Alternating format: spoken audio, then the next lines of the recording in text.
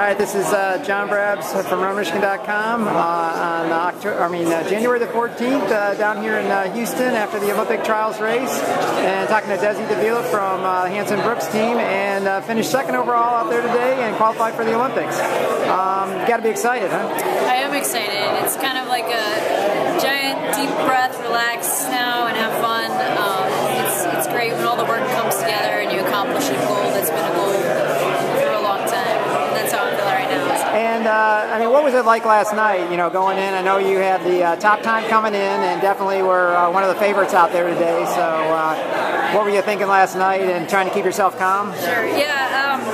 Actually, it's kind of funny. I was just talking to Ryan last night. I told him I'm not nervous enough. I should be way more nervous than this. I don't feel like I'm doing a marathon tomorrow, and so I was pretty relaxed about it. And then I woke up this morning and I was ready to go. I was like, okay, it's race day. That was definitely a different mentality in the morning, but I was pretty calm last night. So that's good. And I know, I was down there to see you in Orlando back in December when you did your 26K simulator run, and you looked great there. And looks like you took that from December and made that happen out here today. So that had to make you feel great that you were able to run the race you were looking for today, right? Yeah, absolutely. The training went really well, and it's probably some of the best work I've ever done. I kind of felt a little flat out there today, so I was glad things turned out the way they did. And we'll go back and look at things and try to figure out maybe why I was just a little off. It wasn't significant, but if we can make it better, great. And I know at the press conference you mentioned how you wanted to make sure everybody was honest out there today, and so how did that end up going for you out there when you were trying to make sure people didn't slow down and things like that? Good. A lot of people said beforehand they weren't going to let anybody go, and I didn't think anybody would, so it was kind of a gradual build into it. After the first mile, I just take 2 or 3 miles to warm up, and then started trying to get in that 5:30 flat range, and just keep it there for as long as I could, and then try it and really grill the last 6 miles, where that's usually where I'm my best. Didn't have quite my normal finish today, but I think the early pace was good. It probably took a lot of the pretenders out that could have been there a lot longer. Yeah, I was going to say, I know when you guys came by, I think it was at 18.2, it was still 4 of you there together. So it was, basically Shalane, you, Kara, and Amy out there. And so when did Amy actually fall off from you guys? I don't know.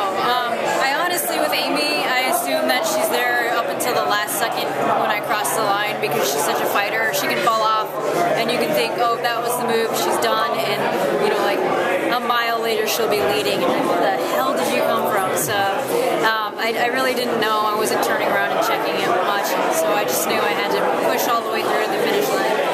And when did Shalane separate from you guys? I don't know the exact point. It was late, and it was kind of the same thing where it was like, I would like to go and try and push and make this a real race to the finish, but at the same time I don't know what's going on behind me as much, so just settle in, you're in a good spot, don't do anything to blow such a place. And now that you've qualified, which I know was your goal, to make sure you qualified, first, that was the first step. Now you got the Olympics not too far away in London later this year. How are you guys going to prepare so that just like today, where you made sure you made the team, but where you can be a contender for a medal out there?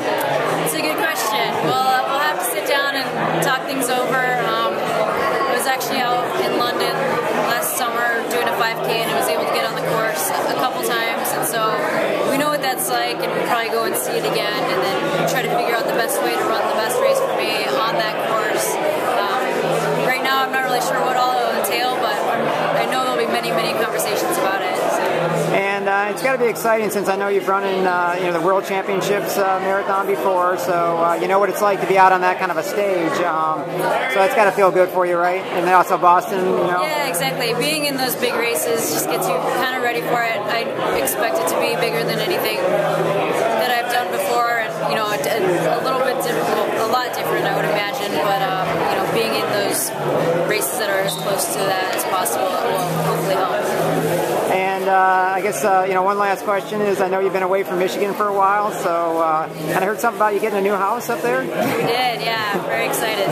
So you got to be excited to be able to go home, right? I'm just dying to get there. I wish I could change my flight to earlier tomorrow. Excited to get home, just relax for a little while. And I know you get to probably take a couple weeks downtime, right? 2 weeks off, yeah. Right. I'll enjoy those very much. So you guys going to get up north at all and enjoy the snow? Absolutely, yeah. I love going up there in the winter. It's so quiet and calm and peaceful. I have a feeling we'll be up there. All right. Well, again, congratulations. Awesome race out there. It was great to see qualify for the Olympics, and look forward to seeing how you do out there in London. Thank you. Appreciate it. All right. Thanks a lot, Desi.